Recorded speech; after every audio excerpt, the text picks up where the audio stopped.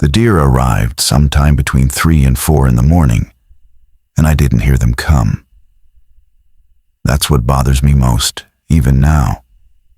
I've spent 18 years listening for the soft press of hooves through leaf litter, the alarm snort that means a doe has caught your scent, the dry click of antlers against birch. I know what the woods sound like when something large is moving through them. I should have heard 400 animals walking into Hollis Gap. I heard nothing.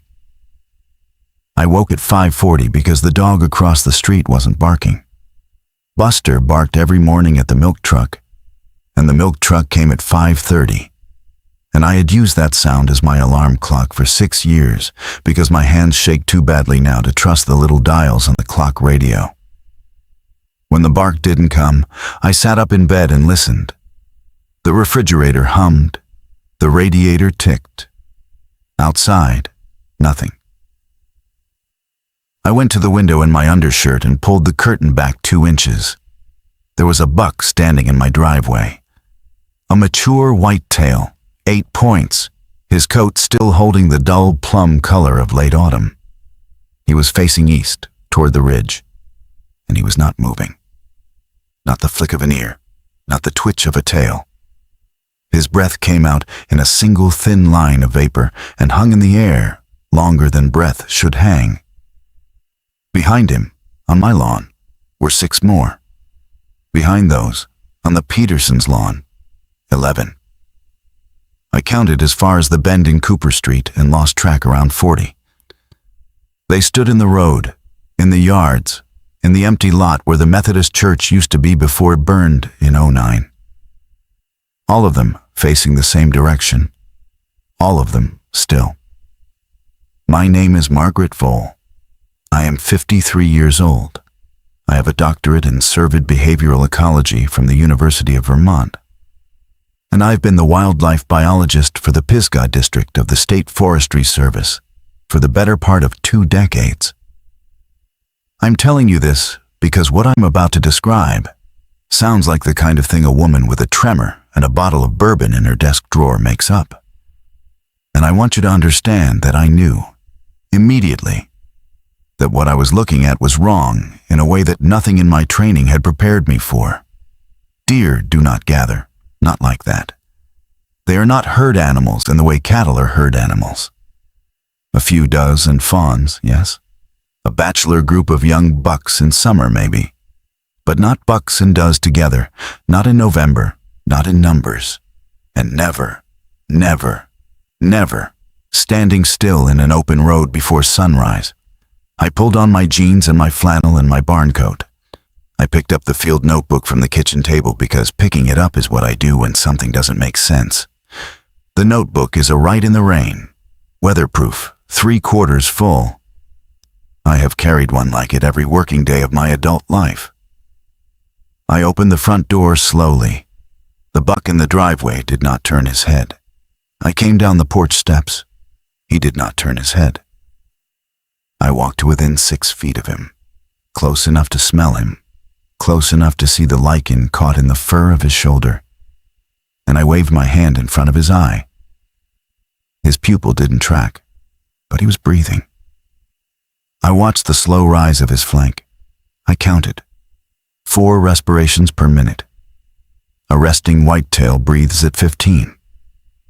This animal was breathing at the rate of something half asleep, or hibernating, or dying. And yet he was standing, perfectly balanced, on all 4 legs. I touched his neck. He was warm. I wrote it down. Buck, mature. 5:40. No pupillary response.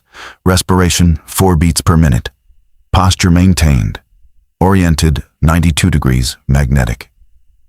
My hand shook so badly the last word looked like it had been written underwater. Then I looked east, the way he was looking. And I tried to see what he saw. There was only the ridge and the fog. And behind the fog, the slow gray promise of a sun that would not, I think now, have risen the way I expected it to. I should tell you about Hollis Gap before I tell you what happened next, because the geography matters, and the people matter, And if I don't put them down on the page now, I'm afraid I will lose them the way I have already lost so much else. Hollis Gap is, or was, a town of 940 people tucked into a bowl in the southern Appalachians, the kind of place where the cell signal dies a mile out of town, and the only stoplight is the one at Front and Mill. We have, or had, a feed store, a diner called Ruthie's, a Methodist parsonage that no longer had a Methodist church attached to it, a volunteer fire department of 11 men and 2 women, and a clinic staffed 3 days a week by a nurse practitioner named Devorah Lynn, who drove up from Asheville on Mondays, Wednesdays, and Fridays. The town sat at the foot of Burnt Ridge. Behind Burnt Ridge was 60,000 acres of national forest. In front of it, to the east where the deer were facing, was the long, shallow valley of the Tula River. And beyond that, 15 miles of 2-lane road before you hit anything you could call a town. I lived alone in a single-story rental on Cooper Street, 3 blocks from the diner. I had lived alone since my husband died of a stroke at 46, 8 years ago. I did not have children. I had a brother in Sacramento I called on holidays. I had a habit I was managing more or less, and a job I was good at, and a small circle of people who tolerated me because I knew the woods better than anyone else within 50 miles. The closest of those people was a man named Cal Brennan. Cal was the district ranger, my direct supervisor, 61 years old, a widower like me, the kind of man who had spent his career being underestimated because he spoke slowly and listened more than he talked. He lived 2 streets over on Hemlock. He drank coffee with me most mornings at Ruthie's. He had, I knew, covered for me twice when I had come into the office unfit to drive a truck, and he had never mentioned it to me afterward, which was a kindness I did not deserve and could not repay. I called him from my landline at 5:52 that morning. The cell tower in Hollis Gap has always been unreliable, and was, I would learn within the hour, already dead. He picked up on the second ring. Maggie. Cal, look out your front window. A pause. The sound of him setting down a mug. The creak of his floorboards. Then a longer pause, and his voice came back lower than it had been. How many on your street? I counted 40 before I gave up. There are more. Same here. East facing? East facing. Cal, they aren't moving. I touched one. Pupils frozen, respirations at 4. 4. 4. I heard him breathe. Cal had a way of breathing that I had come to read like other people read faces. I'll be at your place in 10 minutes, he said. Don't go near them again until I get there. And Maggie. What? Don't call this into Raleigh yet. Don't call anyone. Let me look first. I understood what he was saying. He was saying that if we called the state office and described what we were looking at, they would assume one or both of us had finally cracked. And they would send someone to take our badges before they sent someone to look at the deer. He was protecting me. He was also, I think now, already afraid. Okay, I said. I hung up. I went back outside. I did not touch the buck again, but I walked down the middle of Cooper Street in the gray pre-dawn, and I counted, and I wrote, and the deer stood in their hundreds with their faces to the east. And somewhere 2 streets over I could hear, finally, a single sound. It was Buster, the dog across the street, whimpering. Not barking, whimpering, the way a dog whimpers when it has seen something it does not have a word for. Cal pulled up in his green forestry pickup at 6:04. He did not slam the door. He stepped down from the cab the way he stepped into a clearing where he suspected a bear had bedded, slow and weight-balanced, and he stood for a long moment with one hand on the open door, looking down Cooper Street. He was wearing his uniform pants and a hunting jacket over a t-shirt. He had not shaved. His hair, which had gone fully white the year his wife died, was pressed flat on one side from the pillow. "Sweet Christ," he said quietly. "That's what I said." He walked over to the buck in my driveway. He did what I had done. Waved a hand, watched the eye, touched the neck. He stepped back and looked the animal up and down, and then he did something I hadn't thought to do. He bent down and looked at the hooves. "Maggie." "What?" "Come look at this." I came over. He pointed. The buck's hooves were sunk a quarter-inch into the gravel of my driveway. Not pressed by weight pushed, the way a fence post is pushed by frost heave. Around each hoof, the gravel was disturbed in a small ring, as if the animal had been shifting its weight, microscopically, for a long time, long enough to settle. "How long do you think he's been standing there?" Cal asked. "I don't know. Hours." Hours. We looked at each other. Cal's eyes were the pale, washed-out blue of an old man who had spent his life squinting at distance. "There's something else," I said. "Listen." We listened. The fog was thick enough that sound carried strangely, but if you held very still, you could hear it. The absence. No birds, not a single one. November in the Gap should have been thick with the chatter of juncos and chickadees, the rasp of jays, the high, thin contact call of golden-crowned kinglets in the hemlocks. There was nothing. The woods on the ridge above us were silent in a way I had never heard them silent, not in any season, not in any weather. "The birds are gone," I said. "When did they go?" "I don't know. I didn't notice last night." Cal looked up at the ridge. "Maggie, where are they all facing?" "East." "East where?" I knew what he was asking. East was a direction, but east of Hollis Gap was specific. East was the Tula Valley. East was the 2-lane that went down to the interstate. East was 15 miles away. The little research compound the federal government had built on what used to be a dairy farm in 2011.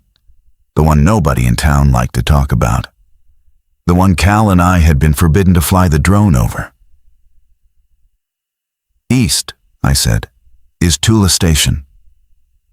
Cal didn't answer.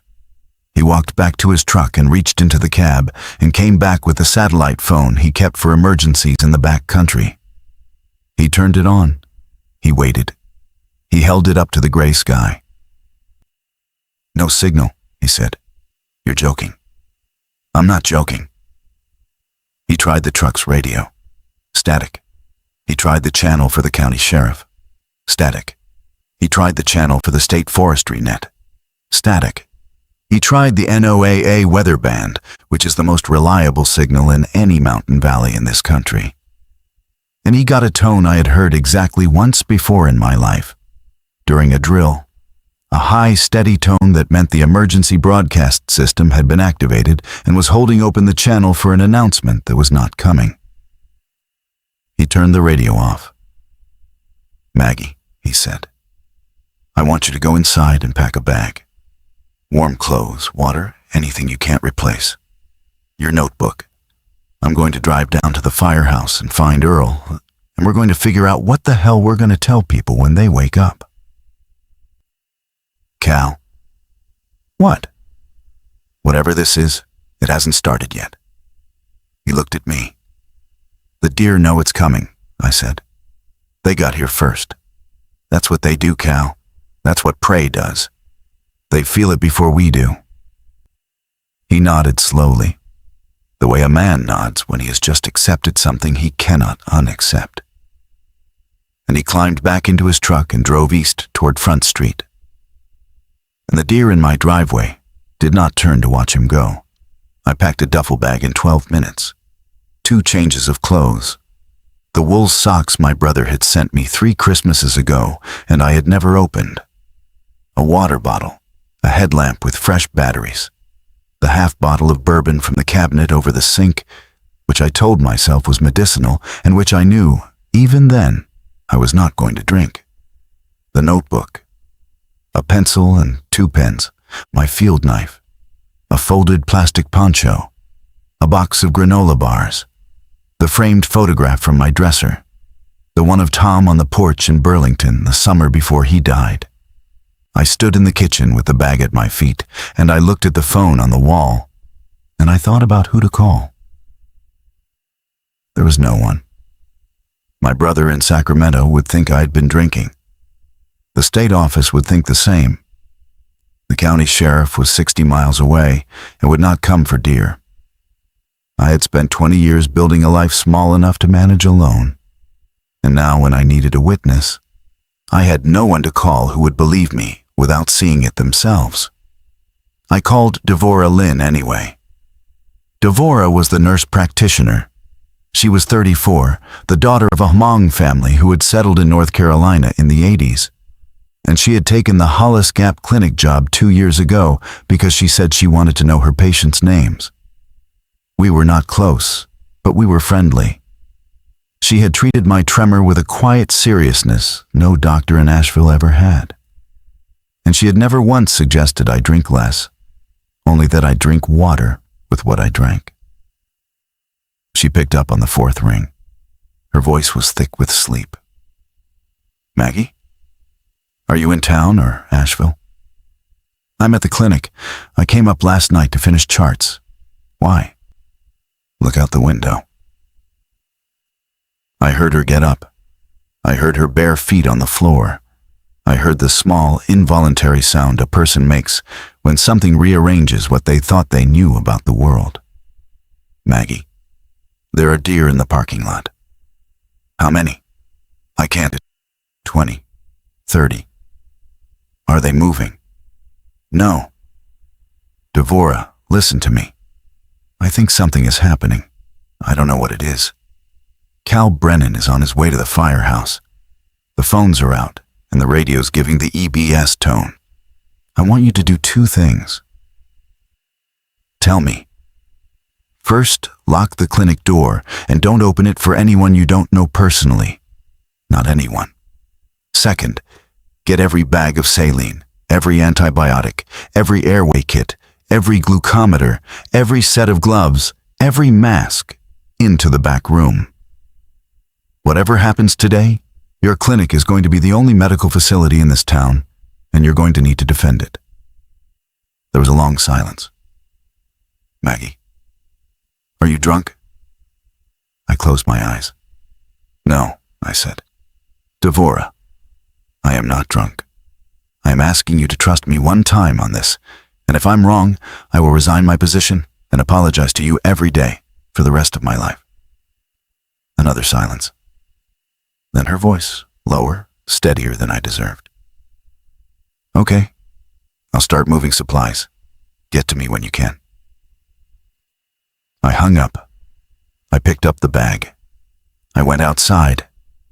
The light had come up enough now that I could see the whole street.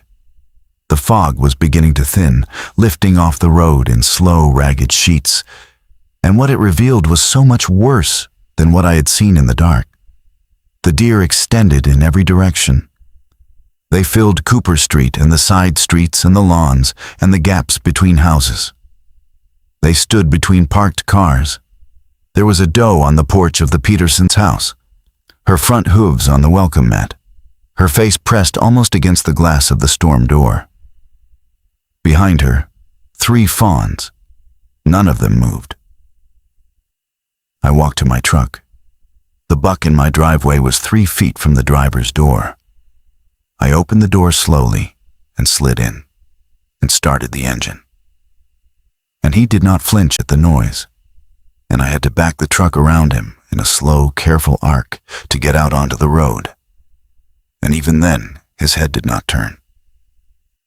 I drove toward the firehouse at 15 miles an hour, weaving between animals. I made it 2 blocks before I saw the first human standing the same way. His name was Doyle Patrick. He was 41 years old, the man who ran the feed store, a heavy-set man with a red beard who had sold me hay for the deer exclosure study 3 winters running. He was standing in the middle of Mill Street in his bathrobe and slippers, facing east, and he was not moving. I stopped the truck. I did not get out at first. I sat with both hands on the wheel, and I watched him through the windshield. And I tried to make myself believe that he was simply a man who had stepped out of his house to look at the deer. That any second he would turn and see me and wave and shake his head at the strangeness of it. And we would laugh together about it later at Ruthie's. He did not turn. I rolled down the window. Doyle. Nothing. Doyle, it's Maggie Vohl. His chest rose. His chest fell. The rate was wrong. I counted the way I had counted with the buck, and I got 4 breaths a minute. I got out of the truck. I want to be honest about what I felt then, because I think it matters. I was not afraid, not exactly. I was something colder than afraid. I was a scientist looking at data that did not fit any framework I had been trained in. And underneath the scientist, there was a woman who had been alone too long and who understood, with a clarity that did not feel like panic, that she was the only person on this street who was awake. I walked up to him. I waved my hand in front of his eye. The pupil did not track. I said his name 3 more times. I touched his shoulder. His skin was warm through the terry cloth of the robe. I stepped around to look at what he was looking at. There was a deer directly in his line of sight, 12 feet away. A young doe, her face oriented east the way all the others were oriented east. And it occurred to me, standing there between them, that Doyle was not looking at the deer. The deer was not looking at Doyle. They were both looking past each other, at the same thing, at the same distant point on the horizon that I could not see because I was not whatever they had become. I wrote it down. My pencil shook so badly the letters were almost unreadable. Patient 1. Male, 41. Same presentation. Pupillary fixation, respiration 4. Posture maintained. Oriented identically to surveyed population. Onset unknown. I got back in the truck. I drove on. By the time I reached Front Street, I had counted 6 more. A woman in a nightgown on her front walk. An old man in a Carhartt jacket beside his mailbox. A teenager in pajama pants with a phone still loosely held in one hand, the screen dark. None of them moved. All of them faced east. The firehouse was at the corner of Front and Mill. Cal's truck was parked outside, along with Earl Hovak's old red Bronco. Earl was the volunteer fire chief, 68 years old, a retired lineman with hands like roots. The bay door of the firehouse was open and the lights were on inside. I parked and went in. Cal was standing at the desk with the landline pressed to his ear. Earl was at the radio bench, both hands flat on the wood, his shoulders set in a way that told me he had been at that bench for a while. "Anything?" I said. Earl shook his head. EBS tone on every band. No live broadcast. I had a county feed for about 90 seconds, and then it cut. What did the county feed say? It said the National Guard was deploying to a site 15 miles east of here. It said the order was given at 0340 hours. It said the public should shelter in place. That's where Tula Station is. That's where Tula Station is. Cal hung up the phone. The dial tone was audible in the empty room before he set the receiver down. Landline works inside the gap. Won't connect outside. Something cut the trunk. Cal, I said. Doyle Patrick is standing in the middle of Mill Street in his bathrobe, and he stopped moving. So is half a dozen other people I passed on the way here. It started in the humans now. Earl turned around. His face had the color of old paper. "How many?"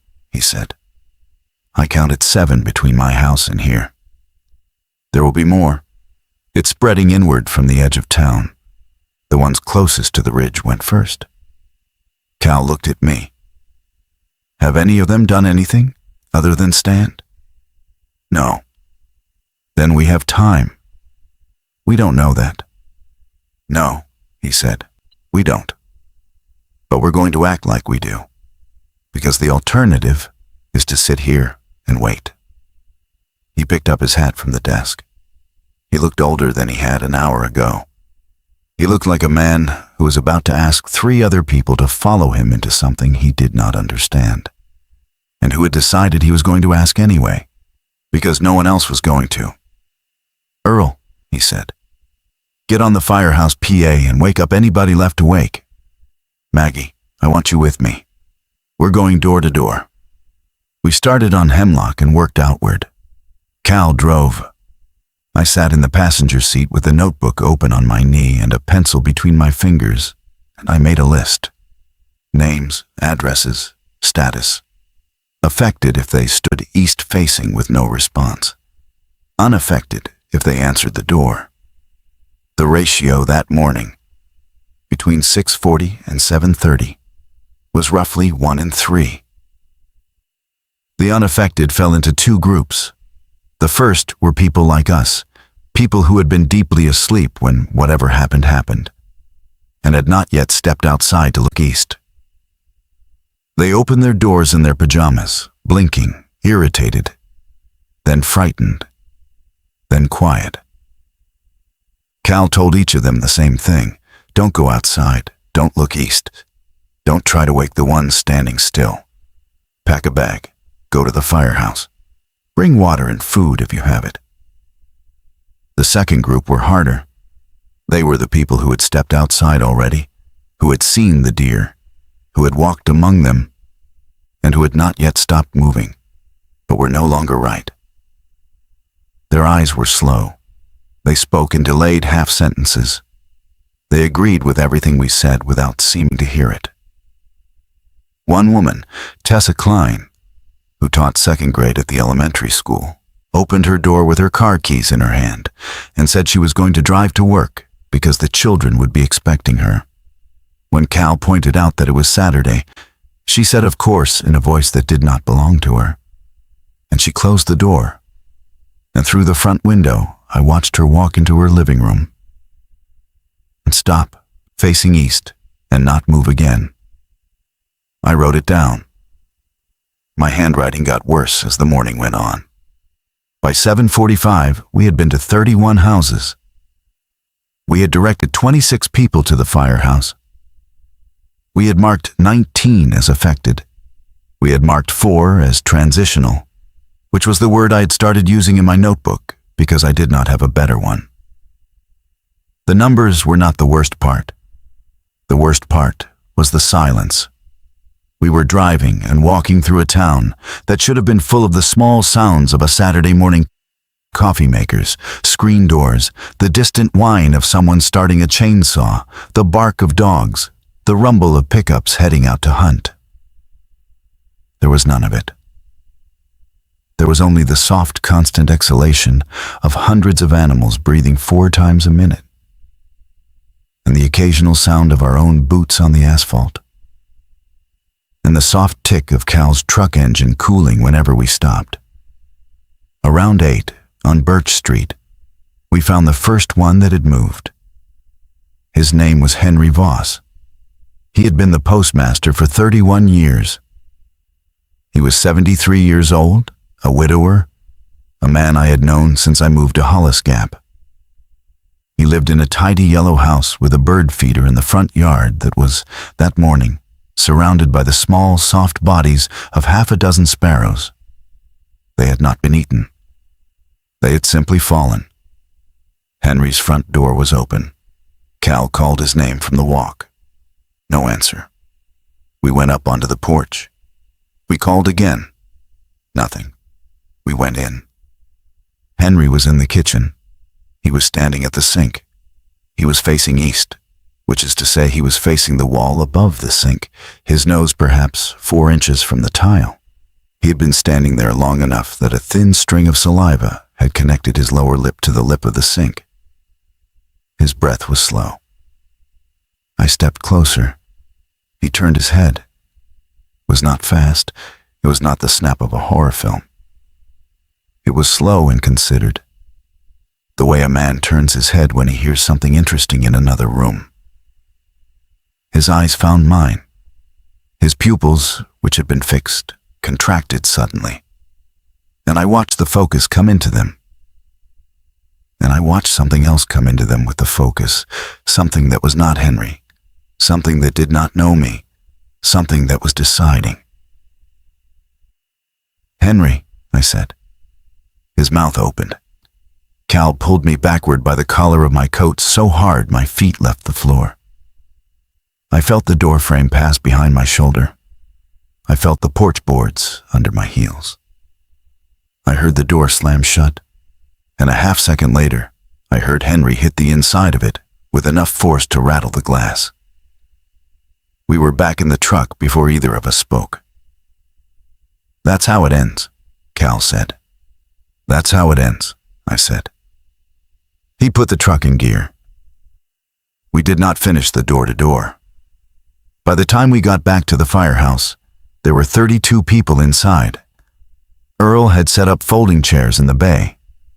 Devora had come over from the clinic with a backpack of supplies and was triaging, taking pulses, looking into eyes, asking small questions to gauge how present each person was. 2 of the people Cal and I had sent to the firehouse had not made it the full distance. One had stopped in the middle of Spruce Street. The other had gone home instead of coming to us and was, presumably, by now standing in her own kitchen. I want to name the ones who made it. I owe them that. Earl Hovack, the fire chief, Cal Brennan, the ranger, Devora Lynn, the nurse practitioner, myself, a young couple named Adam and Priya Cho who ran the bakery on Front Street and who had been awake at 4 that morning starting the day's bread, a retired sheriff's deputy named Joe Marquette, 66, who had moved to Hollis Gap from Charlotte the year before to be closer to his grandson. His grandson, an 8-year-old named Theo, who had been sleeping in Joe's guest room and who had not yet looked east. A black Vietnamese-American man in his 50s named Lin Tran, who ran the diner with his wife Ruthie, both of whom had made it. Ruthie was 61 and walked with a cane. A high school chemistry teacher named Marcus Hale, 38, the only black man in town under 50, who had been upgrading lab reports. A young woman named Sage Whitmore, 22, home from college for the weekend, whose parents were not among the names. And 20 others, whose names I will not list because they did not, in the end, all make it through the day, and I do not want to introduce them as if they were going to. Cal stood on a folding chair in the middle of the bay and held up both hands. "Everybody, listen." The room quieted. It had not been loud to begin with. "I'm going to tell you what we know. I'm going to tell you what we don't know. And then we're going to make some decisions together. And the decisions are going to be hard. And I'm asking you in advance to trust me and Earl and Maggie and Devora for the next several hours while we figure out what comes next." He told them. He was a slow speaker, which was an asset now. He laid it out plainly. The deer, the stillness, the east facing, the people who had begun to follow the same pattern. Henry Voss. The fact that the affected, when fully changed, became aggressive. The fact that the phones and radios were down. The fact that something had happened or was happening 15 miles east of us at a federal facility we were not supposed to know about. And that the National Guard had been ordered out and had not arrived. He did not raise his voice. He did not soften anything. When he was done, he asked if there were questions. There were many. The one that mattered came from Marcus Hale, the chemistry teacher. "What's the vector?" he said. "How is it spreading?" Devora, not Cal, answered. "I don't know yet. But it's not bites. None of the affected have bitten anyone. Henry Voss in his kitchen would have, but he hadn't yet. So we're not dealing with a blood-borne pathogen, or not only that. It's something else. Something environmental, or airborne, or I don't know. But the deer got it first, and they got it from outside town, from the east. And they came here trying to get away from it, and it caught up to them. And it's caught up to us, Marcus said. Some of us, not all. Why not all? Devora looked at me. Maggie thinks there's a pattern, she said. Maggie, you want to say it? I did not want to say it. I said it anyway. The first humans to go were the ones who went outside and looked east, I said. Doyle Patrick was in his bathrobe. Tessa Klein had her car keys in her hand. Henry Voss had his front door open. Every affected person I have seen this morning was someone who had stepped outside their house before sunrise, when the fog was thickest, and stood facing the ridge. The ones in this room are the ones who didn't. So it's the fog, Adam Cho said. I don't think it's the fog itself. I think the fog is carrying it, or hiding it, or both. The deer came in under the fog. Whatever they brought with them, or whatever followed them, settles low and east-facing, because that's where it came from, and that's where the wind is coming from. If you went out and stood in it, and breathed it, and looked at the source, it got you. If you stayed inside, it didn't. Yet. The room was very quiet. Yet, Joe Marquette repeated. Yet, I said, because the fog is still here, and the wind hasn't shifted, and the things on our lawns are still breathing, and I don't know what comes next. We decided 3 things in the next 20 minutes, and I want to record them in order, because the order mattered. First, we sealed the firehouse. Earl and Cal and Joe Marquette went through every window and door, taped every gap with HVAC tape from the supply room, and shut down the building's ventilation system entirely. We would heat with body warmth, and the small propane heater Earl kept for ice storms. And we would breathe the same air, and if the air inside the building was clean, it would stay clean. Second, we agreed that no one would leave the firehouse for any reason that was not immediately life-saving, and that anyone who did leave would not be allowed back in until they had stood in the bay door, in full view, for 10 minutes, while we watched their eyes. Third, and this was the hardest, we agreed that we would not, for now, attempt to retrieve anyone else from town. We knew where some of our neighbors were. We knew, for instance, that Sage Whitmore's parents were almost certainly standing in their own house 2 blocks away. We knew that there were children somewhere there had to be, in a town of 900, more children than the one we had, who were either affected or asleep or alone. We knew this, and we agreed not to go for them, because every trip outside risked bringing the thing inside, and the math, as Cal said quietly, did not work. Sage went out into the parking lot to scream at the fog after that vote. Devora went with her. They came back after a while, Sage with her arms crossed tight over her chest, her face wet, and she did not look at me when she sat down, and I did not blame her.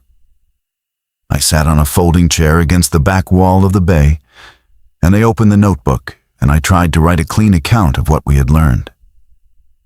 My hand was steadier now, which I noted with a clinical kind of curiosity. Crisis does that to me. It always has. Tom used to say I came alive, in emergencies, that the part of me that struggled with ordinary mornings, the dishes, the laundry, the small persistent weight of being a person sharpened in a fire. He had said it like a compliment. I had taken it like one. I was not sure, sitting in the firehouse bay that morning, whether it had been one. Cal sat down beside me. "You all right?" he said. "No." "Me either." We were quiet for a while. "I need to tell you something," he said. "Okay." That federal facility, Tula Station, I know what they were doing there. I looked at him. Not all of it, he said, not the details. But 3 years ago, I had a conversation with a man from the Department of Agriculture who came up to talk to me about chronic wasting disease in the deer herd on the ridge. He asked me a lot of questions that did not have anything to do with chronic wasting disease. He asked me how the deer moved through the valley, whether they came down to the river to drink at dawn, whether the wind in November blew east to west or west to east. He asked me whether the people in Hollis Gap noticed when the deer were sick. He gave me a card. The card said Department of Agriculture, but the phone number, when I called it later, went to a switchboard in Maryland. Cal, I didn't tell you because I didn't know what to tell you. I'm telling you now because I think whatever they were doing at Tula Station, it got out. And I think the deer brought it down off the ridge because they were trying to get away from it. And I think when they got to us, they were already carrying it. And the fog brought the rest. I closed the notebook. You think they were testing something on the herd, I said. I think they were testing something, and the herd was downwind. And we were downwind of the herd. Yes. I wanted, very badly, to take a drink. I had not had one in 11 hours. The bottle was in my duffel at my feet. I did not reach for it. I sat with my hands on my knees, and I felt the tremor come back into them. And I let it. Cal, I said. If you're right, then this isn't going to stop. Whatever it isn't a wave that passes. It's coming from a source. And the source is still running. I know. And if the wind shifts, it goes the other way. I know. We sat there for a long time without saying anything else. The first attack happened at 10:42 in the morning. Theo, Joe Marquette's 8-year-old grandson, had been quiet all morning. He had sat on the floor by his grandfather's feet with a coloring book Devora had found in the firehouse's children's safety supplies. And he had colored carefully inside the lines. And he had not asked any of the questions an 8-year-old has every right to ask. He had been wearing pajamas with small green dinosaurs on them. He had asked, at one point, where his mother was. Joe had told him she was at home in Charlotte, and that they would call her as soon as the phones came back. Theo had nodded and gone back to coloring. I had been watching him without meaning to, because I had been trying not to watch him. Because I had been trying not to think about the fact that he had walked from Joe's house to the firehouse that morning through fog. Joe had carried him part of the way, wrapped in a blanket, the blanket pulled up over his face. Joe had told us this. Joe had said the blanket had been over his face the whole time. At 10:42, Theo set down his crayon. He stood up. He walked in his dinosaur pajamas 3 steps toward the bay door. He stopped. He turned, slowly, until he was facing east. His chest rose and fell. The rate was wrong. Joe was on his feet before any of us. He was across the floor and had his arms around the boy before Devora could call out. He pulled Theo against his chest and turned him away from the door and said his name and said it again. And the boy's small body was rigid in his arms, and his head turned slowly, on its own, back toward the east. Joe, Cal said. He had stood up too. His voice was the same slow voice he had used on the chair an hour ago. Joe, bring him over here. Bring him to Devora. Joe carried him. Theo did not struggle. His arms hung at his sides. His eyes were open and unfocused. Devora examined him. She did it quickly and competently, and with her face very still. Pupils fixed. Respiration 4. Skin warm. No response to stimulus. Joe, she said. Don't, Joe said. Joe, I have to tell you what I'm seeing. I know what you're seeing. The room had gone quiet in the way it had gone quiet when Cal stood on the chair, but worse. Sage was crying without sound. Adam Cho had put his arm around Priya. Marcus Hale had taken off his glasses and was holding them in one hand as if he had forgotten what they were for. Joe sat down on the floor with his grandson in his lap. He arranged the boy carefully, the way you arrange a sleeping child, the small head against his shoulder. He looked up at Cal. "How long?" he said. "I don't know," Cal said. "Henry Voss was, I don't know how long. Could be hours, could be less." Joe nodded. "Then we have time," he said. "I want to sit with him." "Joe, I want to sit with him, Cal. I'm asking you for that. I'm not asking for anything else." Cal looked at me. I looked at Devora. Devora looked at Joe and at the boy in his lap, and her professional face cracked just for a second. And then she put it back together and nodded. "We'll move you," she said. "There's a back office. I'll stay with you." "You don't have to stay." "I'm staying." They moved them. Joe carried Theo. Devora took her bag. The door of the back office closed behind them, and the rest of us sat in the bay and did not look at each other for a long time. I want to say that I went and sat with them. I did not. I sat against the back wall with my notebook closed on my knee, and I listened to the muffled sound of Joe singing very quietly, a song I did not recognize. And I listened to it until it stopped. And then I listened to the silence after it stopped. And I wrote in the notebook, 11:47, TM, age 8. Transition complete. JM unharmed. The door of the back office opened a few minutes later. Devora came out. She closed it behind her. She walked across the bay to the supply sink, and she washed her hands for a long time. And when she was done, she dried them on a paper towel and folded the towel into a small, precise square and set it on the edge of the sink. And then she stood there with her back to the room and put one hand over her face. Joe stayed in the office with the boy. He did not come out for the rest of the day. The wind shifted at 2:15 in the afternoon. I knew because I had taped a strip of plastic shopping bag to the outside of the bay door window with a piece of fishing line. And I had been checking it every 20 minutes. For 6 hours, it had pointed steady west, away from the ridge, away from the source. At 2:15, it began to drift. By 2:30, it was pointing south. By 3, it was pointing east. The wind was now blowing from us toward Tula Station instead of the other way. I told Cal. Cal told Earl. Earl told the room. The reaction was not what I expected. There was no relief. There was, instead, a long, collective, held breath. The breath of people who had spent 8 hours waiting for a thing to get worse, and who did not know how to feel when it did not. It was Marcus again, who said the practical thing. If the source isn't running anymore, the wind shift doesn't matter, he said.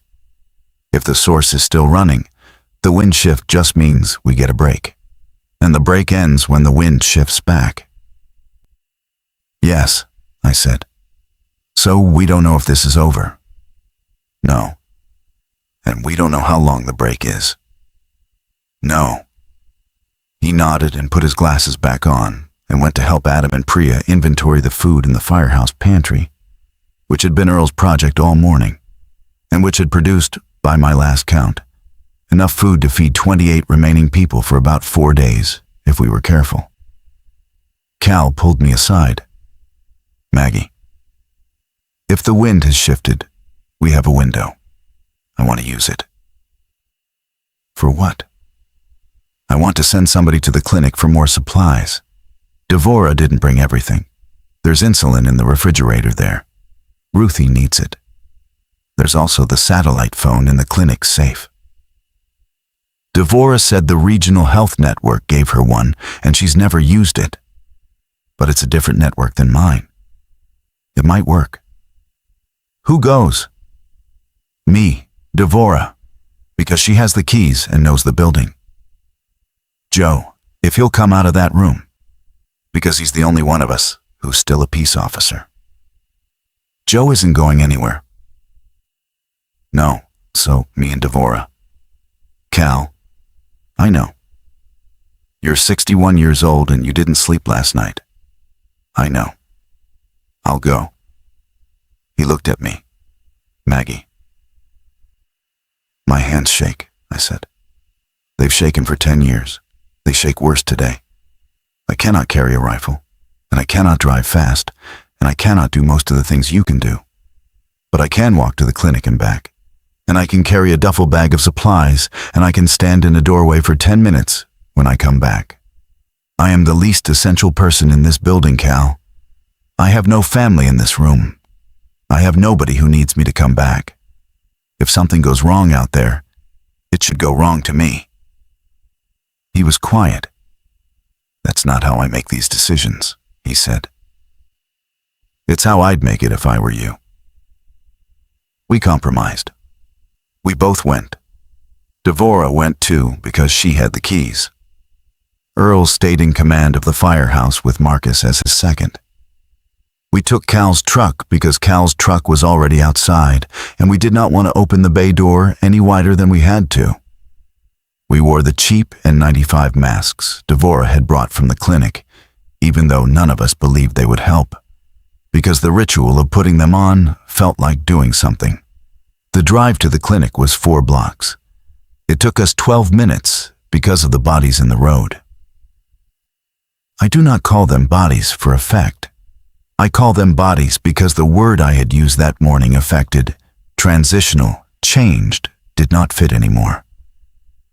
By 2 in the afternoon, the people who had stopped moving on the streets of Hollis Gap had begun, some of them, to move again, and the way they moved was not the way a person moves. They were upright, they walked, but their gait was wrong, and their faces were wrong, and their eyes had the same dilated quality I had seen in Henry Voss's kitchen. And when Cal's truck passed them on Mill Street, some of them turned their heads to follow, slowly, the way the buck in my driveway had not. Cal did not slow down. A woman in a nightgown stepped into the road in front of us on Front Street.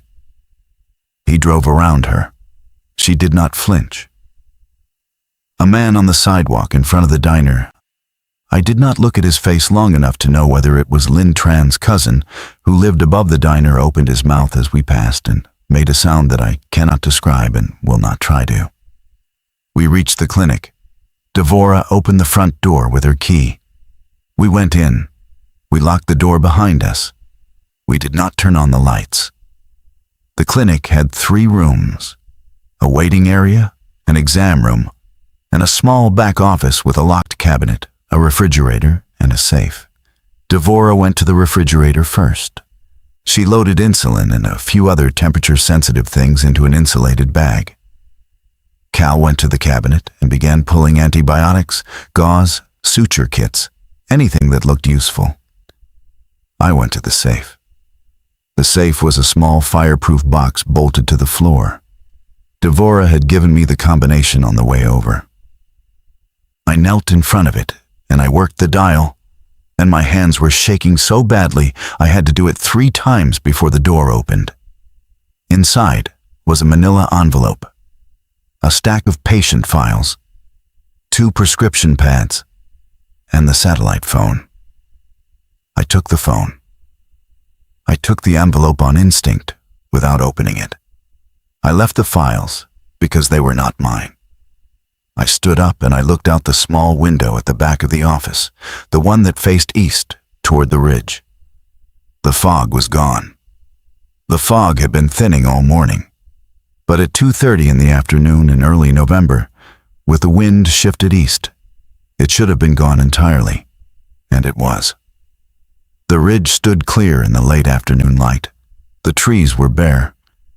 The sky above the ridge was the pale, washed blue of late autumn. And on the ridge itself, walking down through the trees in a long, thin line, was the herd. The deer were moving. I want to describe this carefully because it is the moment I think about most. And because I'm afraid that if I describe it badly, I will lose it, and I do not want to lose it. They came down off the ridge in single file, the way deer come down to water at dusk, except there were hundreds of them, and it was not dusk. They moved at a walk. Their heads were up. Their tails were not flagged. They were not afraid. They moved like animals that had decided where they were going and were unhurried about getting there. They were heading north, up the valley, away from Tula Station, away from the source, away from us. They had been still all day. They had been still while the thing they brought with them spread through the town and changed the people in it. And now, with the wind east, with whatever signal they had been listening for either resolved or surrendered, they were leaving. Cal, he came to the window. Cal, look. He looked. He watched the long line of them moving north for a long time without saying anything. They know something, he said finally. Yes, they know something's coming, or going, or already happened. Yes. Devora came to the window too. The three of us stood in the small back office of the clinic and watched 400 deer walk single file off the side of a mountain. We should follow them, I said. I had not meant to say it. The words came out before I had decided to say them. But when I said them, I knew. In the way you know a thing in your body before you know it in your mind, that they were true. Maggie, Cal said. They came down because something was wrong. They're leaving because something else is wrong.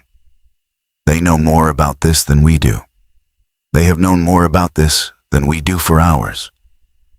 We have been the slow animals in this town all day, Cal. Every time we have figured something out, it has been hours after the deer already knew. I am telling you, we should follow them. On foot, through the woods, north up the valley, however far they go, until they stop. Wherever they stop is somewhere it is safe to stop. There are 26 people in the firehouse. I know. Most of them can't walk 20 miles. I know. You're saying leave them. I'm saying we go back to the firehouse and we tell them what we saw and we let people decide. The ones who can walk, walk. The ones who can't, we leave with food and water and the locked doors and the wind blowing east. And we tell them we will come back if we find anything worth coming back for. Maggie. I know what I'm saying, Cal. He looked at me for a long time. His face was very tired. I don't know if I can do that, he said. I know. We finished loading the supplies. We tried the satellite phone in the parking lot. It rang twice and then died. We did not try it again. We drove back to the firehouse. The wind, when we got out of the truck, was still blowing east. I did not tell the room about the deer. I told Earl. I told Marcus. I told Devora, because Devora had already seen. I did not tell the rest. I was afraid that if I told them what I'd seen and what I wanted to do, the room would fracture, and the fracture would happen fast, and people would make decisions in the next 10 minutes that they could not unmake. Cal disagreed. Cal wanted to tell everyone. Cal said it was their right to choose. We argued, quietly, in the back of the bay, while the rest of the room ate cold sandwiches Adam and Priya had assembled from the firehouse pantry. They'll panic, I said. They might, or they might surprise you. You don't get to make this choice for 26 people, Maggie. I'm not making the choice. I'm choosing when to put it in front of them. That's the same thing. It is not the same thing. It is. He was right. I knew he was right. I have known, in the months since, that he was right, and I have made peace, more or less, with the fact that on that afternoon, in the back of the firehouse bay, I tried to keep a secret from a room full of people who deserved the truth, because I was afraid of what the truth would do to them. What stopped me was Sage Whitmore. She came over to where Cal and I were standing. She had not spoken much since the morning. Her eyes were red. She had a sandwich in one hand that she had not eaten. "You saw something at the clinic," she said. "Sage, I'm not stupid. You came back and you talked to Earl and Marcus and Devora and not to anybody else. You saw something. Tell me." Cal looked at me. I told her. I told her about the deer coming down off the ridge. I told her about the line of them heading north. I told her what I thought it meant. I told her what I had wanted to do and what Cal had said, and what I had been about to keep from the room. She listened. She did not interrupt. When I was done, she set the sandwich down on a folding chair, and she looked at Cal. "I want to go," she said. "If anybody's walking out of here, I'm walking. My parents are gone. I don't have a reason to stay in this town. I'd rather die in the woods following animals than die in a firehouse waiting for the wind to shift.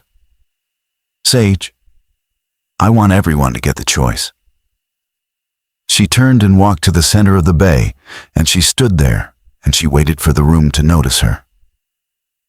And one by one they did.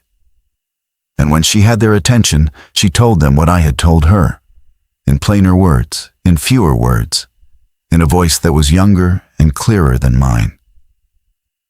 The room talked for an hour. In the end, 8 of us decided to go. Sage, Marcus, Adam, and Priya, who had no children and no living parents in town. Devora, who I think went because she had watched a boy turn in a back office and could not stay in the room where it had happened. Cal, Okriani, who looked at me across the bay when the count was taken and nodded once, me. And, to my surprise, Lynn Tran, the diner owner, who said his wife Ruthie could not walk that far, and who said he was going anyway because Ruthie had told him to. Because Ruthie had said one of us has to live to tell people what happened here. And he had agreed because he had been married to her for 38 years. And you do not, after 38 years, argue. Ruthie stayed. Earl stayed with the 18 others because Earl was the fire chief, and Earl did not leave his station. Joe stayed in the back office with his grandson, and we did not knock on the door because we did not know what we would find if it opened. We left the firehouse at 4:20 in the afternoon with 2 hours of light left, and we walked north. We caught up with the herd at the north end of the valley as the light was going. I want to tell you what walking through Hollis Gap that afternoon was like, because I think it matters. The streets were not empty.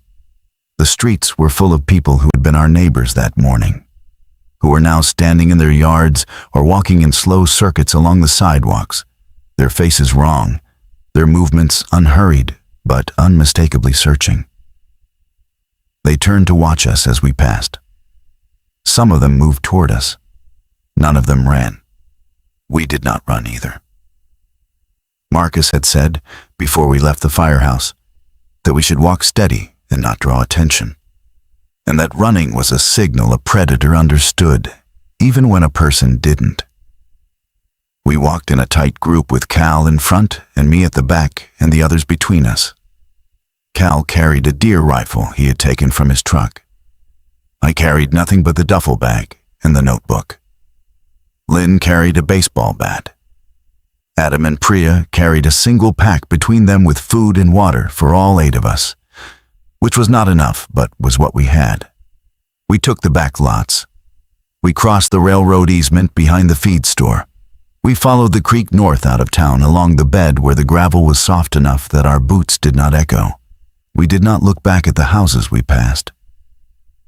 I want to say I did not look back because I was being strategic. I looked back. I looked back at my own house on Cooper Street as we crossed the easement, and I saw the buck still standing in my driveway, his face turned east, even though the rest of his kind had left him. And I understood then that not all of them had come down off the ridge.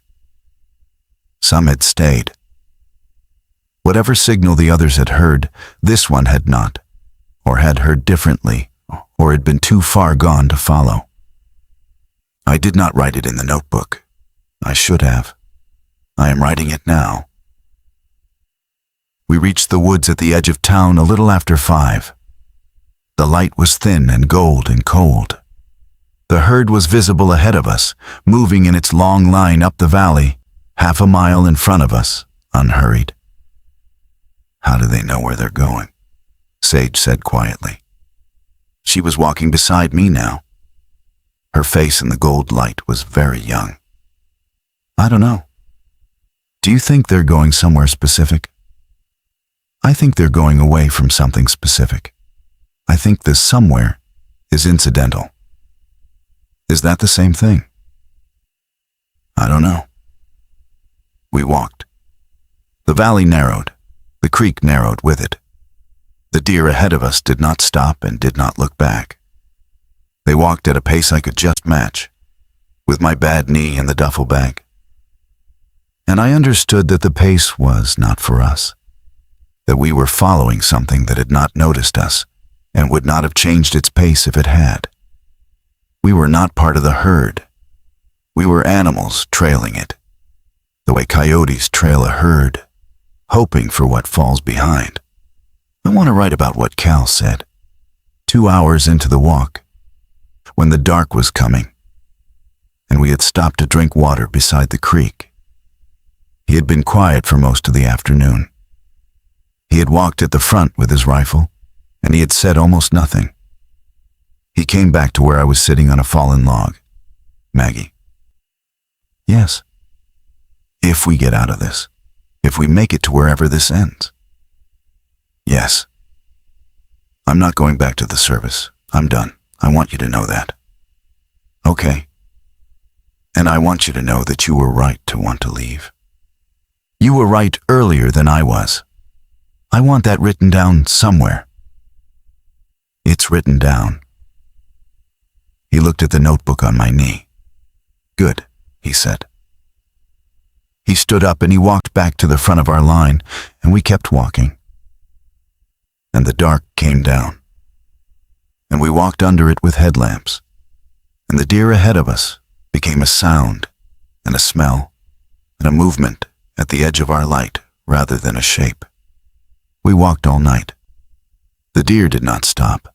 They walked at the same steady pace, north and slightly west, up into the higher country where the valley opened into a series of bald meadows that the locals called the Flats. I had been to the Flats many times. I had done a vegetation survey there in 2017 and a fawn mortality study in 2019. I knew the ground. I knew where the springs were and where the deadfalls would be.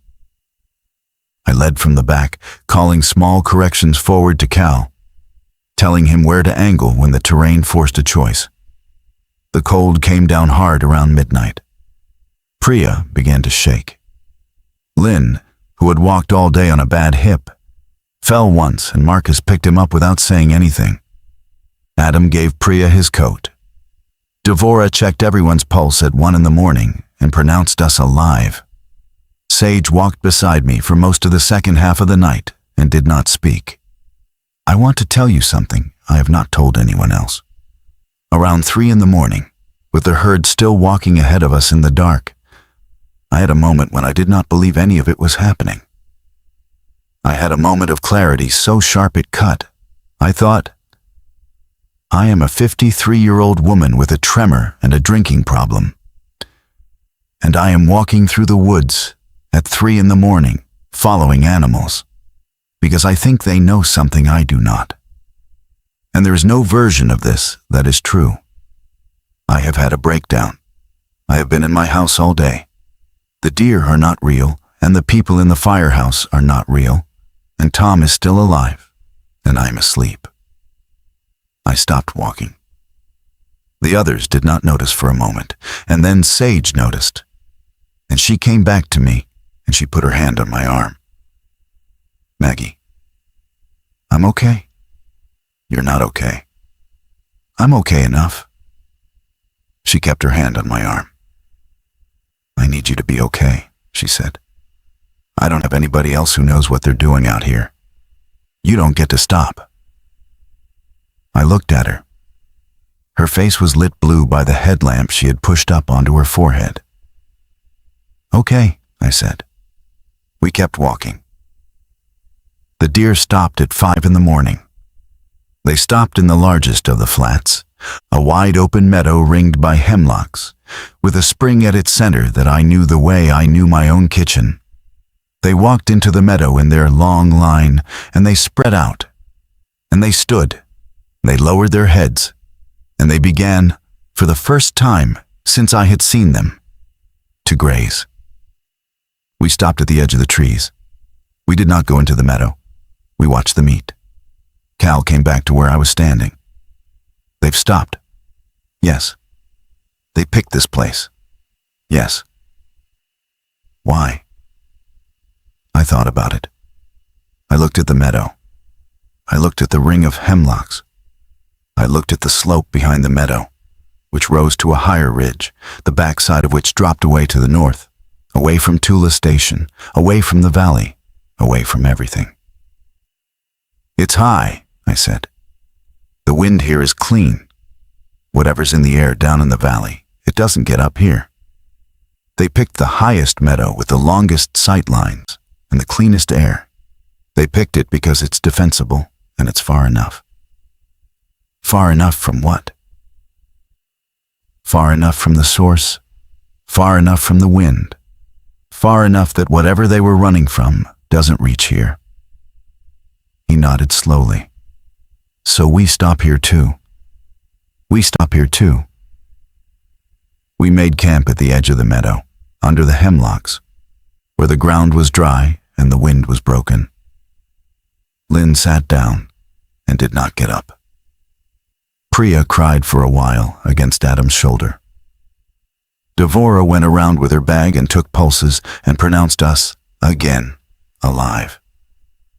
Marcus built a small fire in a pit I dug, and we sat around it as the sun came up over the back ridge.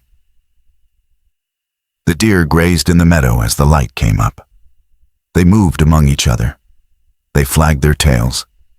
They behaved, for the first time, the Saturdio in 24 hours, like deer. I opened the notebook. I wrote, Day 2, 612. Herd has settled. Behavior normalized. 8 humans present, all accounted for. Wind clean. No symptoms. I wrote, I do not know what happens next. I wrote, I do not have to know. I closed the notebook and I set it on my knee, and I watched the deer graze in the meadow as the sun came up. And for the first time, in a day and a half, I let myself, very carefully, breathe. I am writing this in the spring.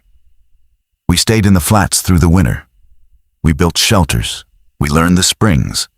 We ate what we could find, and what Cal could shoot, and what Adam, of all of us, turned out to be best at trapping. We lost Lynn in January to pneumonia, and we buried him at the edge of the meadow under a cairn of stones. And Marcus, who had not known him before, wept harder than any of us. And I have stopped trying to understand why people grieve the way they grieve. The deer stayed with us, not close, not tame. But in the meadow, through the winter, the herd thinning as winter herds thin, but never leaving. We took our cues from them. When they moved to the lee of the ridge in a storm, we moved too. When they came down to the spring at dusk, we knew the day was ending. We lived that winter the way an older kind of people lived, which is to say we lived by watching what the animals did and trusting that they knew. Last week, a man on horseback came up out of the valley. He was from a settlement 40 miles north, a place that had survived the way we had survived, by accident and by stubbornness. He told us the outbreak had stopped at the edge of the Tula Valley. He told us no one knew why. He told us there were others scattered in the high country. I have not gone back to Hollis Gap. I do not know what is left of it. I do not know if Earl is still in the firehouse or if Joe ever came out of the back office. I have made my peace, more or less, with not knowing. I am leaving the notebook here, in the cabin we built at the edge of the meadow, in case someone comes through who needs to know what happened. It is most of the story. It is not all of the story. The rest of the story is in the meadow, in the deer who are still here, in the quiet thing they knew before any of us did, and which I have stopped trying to name. My hands have steadied. I do not know why. I am going to walk down to the spring now. It is morning. The deer will be there.